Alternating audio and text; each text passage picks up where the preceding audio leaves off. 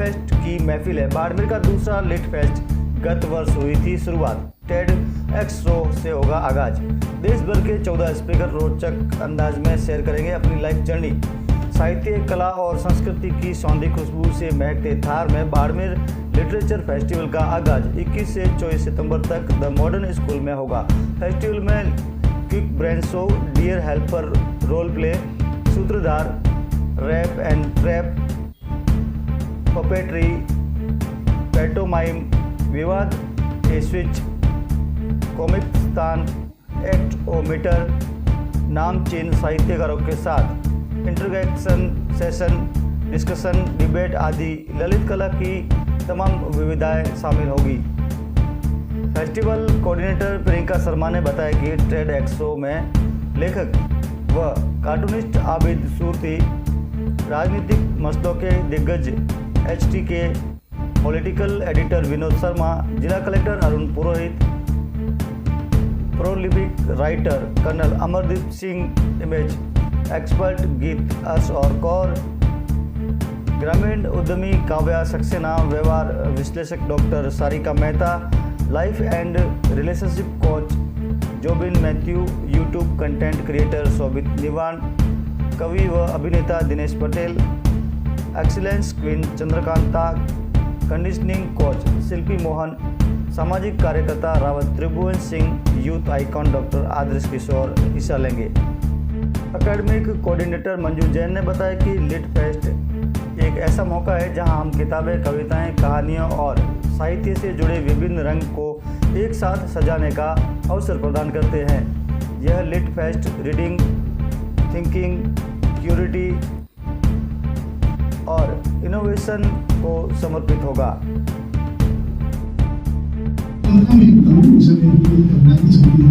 तो मैं इस बात को बिल्कुल नहीं मानता हूँ कि सिर्फ अगर एक पहलू पकड़ लिया तो दूसरा पहलू छूट जाएगा, ऐसा मुझे नहीं लगता।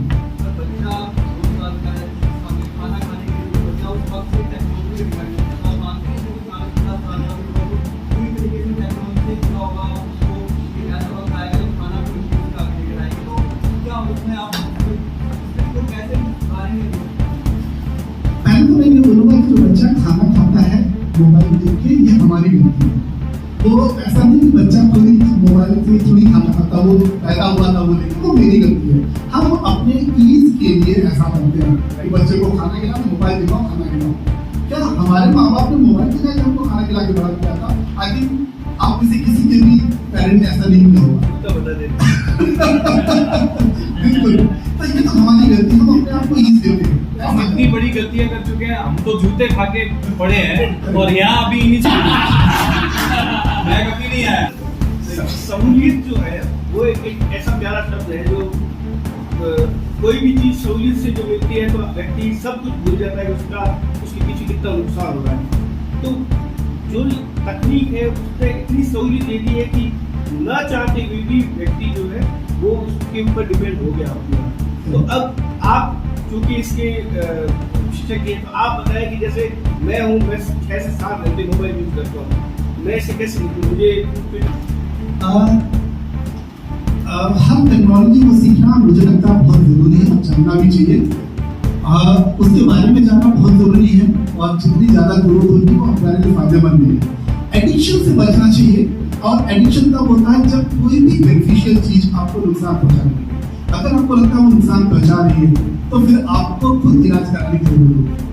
अदरवाइज अगर उससे फायदा कर रही है तो मुझे नहीं लगता कि कहीं किसी भी डॉक्टर की जरूरत है, उसे कंटिन्यू करना चाहिए। ये परसेंटेज बहुत ज्यादा बढ़ गया है। सिर्फ मैं एक व्यक्ति को या पर्टिकुलर किसी का उदाहरण नहीं दे रहा हूँ, मैं ये कह रहा हूँ कि आज की जो जनरेशन है, इवन ये स्थिति होगी घर के अंदर पहले किचन में बैठ के जिस तरह खाना खाते थे, बात करते थे, अब जैसे घर आप पहुँचेंगे तो बच्चे अपने मोबाइल में, माँ बाप अपने मोबाइल में, पोते अपने मोबाइल में। तो ये जो पूरा का पूरा एक दूरियां बढ़ाई है इस तकनीक में, तो ऐसा नहीं लगता कि बहुत बड़ा नुकसान जो है वो हो चुका है? बिल्कुल, इससे जरूर हमारी समस्याएं हो रही है कि हम रिलेशन से थोड़ा दूर होते जा रहे हैं और मिलने की बजाय फोन पे बात कर लेते हैं, हाय हेलो कर लेते हैं। लेकिन मैं समझता हूँ कि हमारे कल्चर की देख गलत है। हमारे जैसे मैं अपने घर के बारे में अगर बोलूँ, मेरे माँ बाप ने आज तक वही संस्कार रखे हैं, आप घर में हो तो घर में हो, फोन पर नहीं। फोन पे बहुत कम, हम लोग घर में होंगे फोन पे बहुत कम होंगे। और रूल है हमारे घर में कि अगर खाना खाना है तो सबको एक साथ बैठ के ही खाना है, कहीं भी हो ये आपको आना ही है। तो ऐसे हम एक कल्चर डेवलप कर सकते हैं अपने घरों में, और मेरे घर आज भी है। अगर मैं बाहर हूँ, मुझे पता है 9 बजे खाना होता है, मुझे 9 बजे घर पहुँचना ही है, अदरवाइज मेरे सारे घर के लोग वेट करेंगे। ये है अफेक्शन कि मैं उनका ख्याल रखता हूँ, मुझे पहुँचना है। ऐसे सब लोग करते हैं। तो जब ये कल्चर डेवलप हो जाएगा तो वो घर बगल में रह के अगर हस्बैंड अपने वाइफ को घर में एक रूम से दूसरे रूम में व्हाट्सएप कर रहा है, ये कल्चर छूट जाएगा। मुझे लगता है ये हमारी गलती है। सर चलते चलते पेरेंट्स को क्या अपील करेंगे कि वो किस तरह से अपने बच्चों को जो है वो अभी से अवेयर करें ताकि वो भविष्य में संस्कारों के साथ आगे बढ़े? बच्चों को अवेयर करने की बजाय मैं तो बोलूँगा, क्योंकि मैं भी पेरेंट हूँ और मैं अगर अवेयर हूँ तो मुझे बच्चों को अवेयर करने की जरूरत नहीं है, और ये संस्कार अपने आप जाते हैं, हमें सिखाने नहीं पड़ते।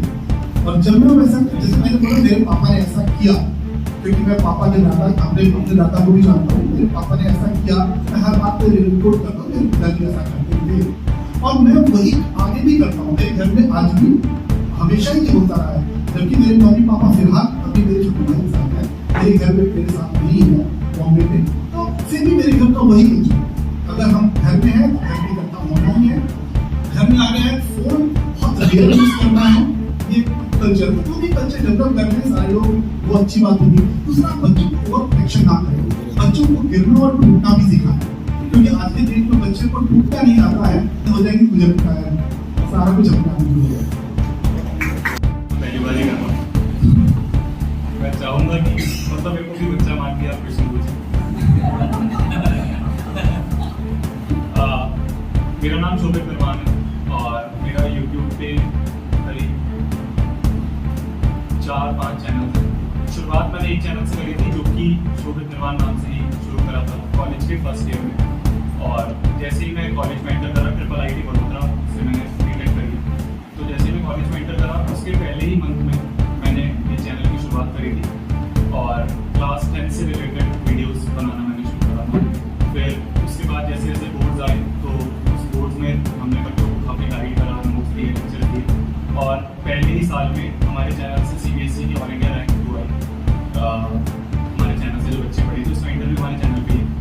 फिर उसके बाद जैसे जैसे अगला बैच आया उनको हमने गाइड करना शुरू करा, और जैसे पिछले वाला जो बैच था वो आगे क्लासेस में गए तो उनके लिए हमने नया चैनल शुरू करा जो 11th-12th के लिए था।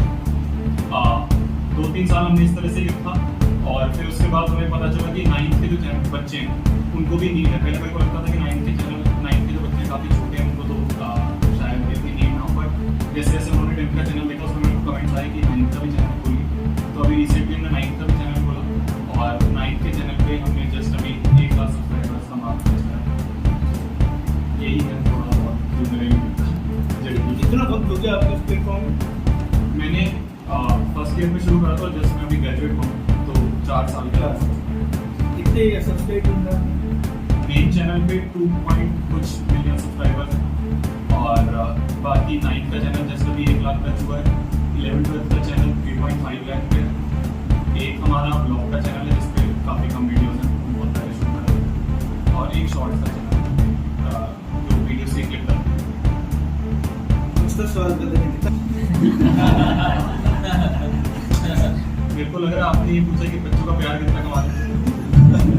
तो अभी हमने जाके ऊपर बच्चों से मिले तो बच्चे जानते थे, और मतलब मैम ने भी बोला कि यार तुम इस रिमोट एरिया में इतने सारे बच्चे जानते हैं तो ये काफ़ी अच्छी बात है, तो वो तो मैंने बहुत कमा। और कहाँ से आप दूर से? दिल्ली से। ओके, आपने कभी सोचा था कि मैं इस तरीके से काफ़ी बच्चों के लिए सहायक पर साबित हो पाऊँगा और घर बैठे बच्चे मुझे इतना सारा प्यार मेरे को लुटा देंगे? सर जब मैंने शुरुआत करी थी तब तो मैं मतलब ऐसे और जो बड़े बड़े यूट्यूबर्स हैं उनकी वीडियोस देखता था कि यार इनकी 1 लाख सब्सक्राइबर हो गए, इनको तो एक प्ले बटन मिला है, मेरे को बस इतना मिल जाए मेरे लिए बहुत है। आज 4 टोटल प्ले बटन हो चुके हैं, तो मतलब नहीं सोचा था कभी भी ऐसा, बट धीरे धीरे जैसे जैसे बच्चों ने जो चीज़ें मांगी वो हमने देना शुरू करा, और वही प्यार रहा तो आगे बढ़ते गए। जब आपने शुरुआत की तो शुरुआत में आपको काफ़ी ऐसा भी लगा होगा कि लोग देख नहीं रहे हैं, सब्सक्राइबर बढ़ रहे हैं, मतलब हताश भी हुए होंगे बहुत ज़्यादा। तो फिर उस वक्त दिमाग में क्या है कि बंद करके कुछ नया शुरू करें या फिर ये आगे नहीं इसको एक चुनौती की तरह लेना है आगे? एक्चुअली जो मेरी 11th-12th थी, 11th-12th मैंने पर्सनली कोटा से करी, कोटा राजस्थान। तो वहाँ पे मैंने अपनी इंजीनियरिंग के लिए जेई के लिए तैयारी करी थी। तो उन 2 सालों में मैंने इतने फेलियर देखे थे कि ये मेरे को कुछ नहीं लग रहा था। वहाँ पे हमने टेस्ट में नेगेटिव रिमार्क्स और टीचर से डांट और टॉप बैच से बिल्कुल सेकंड लास्ट बैच में आ जाना, तो इतने फेलियर्स मैंने वहीं पर देखे थे। तो शुरू में जैसे जैसे इसमें व्यूज नहीं आते थे, ऐसा कुछ नहीं होता था, तो थोड़ा कम फर्क पड़ता था, बट हाँ फर्क तो पड़ता था। पर दोस्त ही थे आसपास वाले जो मेरे रूममेट थे, उन्होंने बोलते रहे कि यार अच्छा कर रहा है, करता रहे, कोई ना कोई ऐसी वीडियो होगी जो बच्चों तक पहुँचेगी, वो शेयर करेंगे और आगे फिर धीरे धीरे सब्सक्राइब। क्या एजुकेशन सिस्टम में आप क्योंकि आप इससे जुड़े हुए हैं, बच्चों से आप मिलते हैं, इसलिए आपकी ज़्यादा जानकारी होगी। आपको क्या लगता है कि आज का जो एजुकेशन सिस्टम है इसमें ऐसी कौन सी कमी है जो बच्चे खोजते हैं आप जैसे लोगों को वीडियो मिलते हैं तब उनको सहायता मिलती है? कमी तो देखिए ये चीज़ मतलब अभी जैसे नई एजुकेशन पॉलिसी आई है उसमें बहुत सारी चीज़ें उन्होंने डेवलप कर दी जो कमी लगती थी। बाकी मेरा ये मानना है, जो मेरा मोटिव है, जैसे मैं बच्चों से मिलता हूँ कि जब हम पढ़ते थे ना तो कुछ ऐसे बच्चे होते थे जो काफ़ी शाय होते थे, टीचर से डायरेक्ट नहीं सवाल पूछ पाते। हम भी कुछ ऐसे थे कि कोई हमारी तरफ से पूछ ले, हम हाथ नहीं खड़ा कर पा रहे। हम पढ़ाई से अलावा कोई पर्सनल सवाल होता था कि कैसे पढ़ें, मार्क्स नहीं आ रहे। कई बार होता है कि हमारे मार्क्स नहीं आ रहे होते तो हम टीचर से आके पूछते हैं तो वो इतना कनेक्ट नहीं कर पाते। तो बस मेरा यही मोटिव है कि वो जो शाय वाले बच्चे हैं जो नहीं पूछ पाते टीचर से, उनकी कमी मैं पूरी कर दूँ, जो शायद मेरे को लगता है अभी भी थोड़ी बहुत है, इसलिए चैनल पर कोटा का नाम आ ही गया है, तो कोटा में इस तरह से सुसाइड के केसेस बढ़ रहे हैं, तो आपकी क्या सोच है कि चूंकि आप बच्चों के बीच में इतना रहते हैं तो आपकी क्या सोच है कि किस तरह से कम किया जा सकता है? कम कैसे करा जा सकता है? जैसे स्कूल ने एक इनिशिएटिव उठाया कि ऐसे एक सेमिनार रखा, मैंने बुलाया।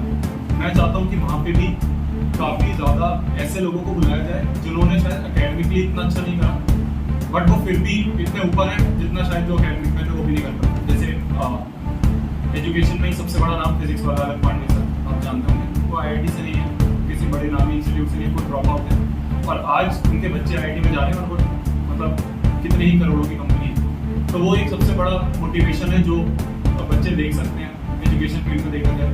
बाकी और एंटरप्रेन्योरशिप में देखा जाए तो ऐसे ऐसे लोग हैं जो ज़ेरोधा एक कंपनी है जो कि जिससे हम स्टॉक्स में इन्वेस्ट कर सकते हैं। उनके जो दोनों फाउंडर्स हैं, दोनों ब्रदर्स हैं, वो दोनों स्कूल ड्रॉप आउट हैं, तब भी उन्होंने यूनिकॉर्न खड़ा कर दिया और इंडिया की सबसे प्रॉफिटेबल कंपनी। तो कुछ ऐसे लोगों को बुलाया जाए जिससे बच्चों को लगे कि खाली यहीं तक नहीं है जो दुनिया सीमित है, खाली यहीं तक नहीं है कि जेई निकाल लिया, एम्स निकाल लिया, नीट निकाल लिया, इसी से ही तुम आगे बढ़ पाओ। इसके अलावा भी एक रास्ते हैं जिसमें तुम जा सकते हो। तो ऐसे लोगों को बुला के वहाँ पे सेशन रखे जाए, मेरे हिसाब से उससे काफ़ी फायदा होगा। लिटफेस्ट हमारा जो मेन मोटिव है लिटफेस्ट का वो है साहित्य को, हमारे मॉडर्निज्म के साथ हमारे साहित्य को लेके चलना, ट्रेडिशन को लेके चलना। हम जैसे जानते हैं कि साहित्य को आजकल सब भूलते जा रहे हैं, तो हम कहीं ना कहीं साहित्य को बस उसके जो स्पेस है हमारे बाकी सब्जेक्ट्स के साथ उसके साथ जोड़े रखना चाहते हैं। हमने उसके लिए बहुत सारी अलग अलग एक्टिविटीज़ रखी है, जैसे कि आपको बताया था हमने पेंटोमाइन, सूत्रधार स्टोरी टेलिंग, कॉमिक्सतान, विवादे स्विच, रैप एंड ट्रैप। तो ये सब बच्चों के लिए ताकि वो लिटरेचर से जुड़े, उनके अंदर कॉन्फिडेंस आए, वो एक्सपोजर ले, तो ये सब लिटफेस्ट का मोटिव रहेगा। कब होगा और कौन सी तारीख से कौन सी तारीख तक चलेगा? ये कल से स्टार्ट है 16 सितंबर से 26 सितंबर को इसका क्लोजिंग सेरेमनी रहेगा और सारे प्रोग्राम सेम वीक्स में होते जाएंगे। कब होगा? टेडेक्स 15 सितंबर को है, मतलब कल है। और फिर साथ ही साथ हम टेडेक्स के अंदर कुछ ऐसे स्पीकर्स जो एक्सपीरियंस्ड है और साथ ही साथ वो लोग हैं जो अपनी लाइफ के बारे में अप एंड डाउन जो भी उन्होंने स्ट्रगल्स देखे हैं अपनी लाइफ के अंदर, उसको बताने के लिए, बच्चों के साथ इंटरैक्ट करने के लिए वो टेडेक्स के अंदर आ रहे हैं। 15+ स्पीकर्स हैं इस टेडेक्स के अंदर और ये कल सुबह 8 बजे से लेकर 6 बजे तक है। उन स्पीकर्स के नाम हैं स्पीकर्स अपने में बहुत महान हस्तियाँ हैं। पहले हमारे हैं आबिद सूती जी, जो कि बहुत बड़े कार्टूनिस्ट हैं। फिर आते हैं विनोद शर्मा जी, जो कि हिंदुस्तान टाइम्स के पॉलिटिकल एडिटर हैं और ऐसे कई सारे पॉलिटिकल पेपर से जुड़े हुए हैं। साथ ही हमारे बाड़मेर के कलेक्टर अरुण जी पुरोहित और रावत त्रिभुवन सिंह जैसे कई और महान हस्तियाँ भी हमारे साथ होंगी।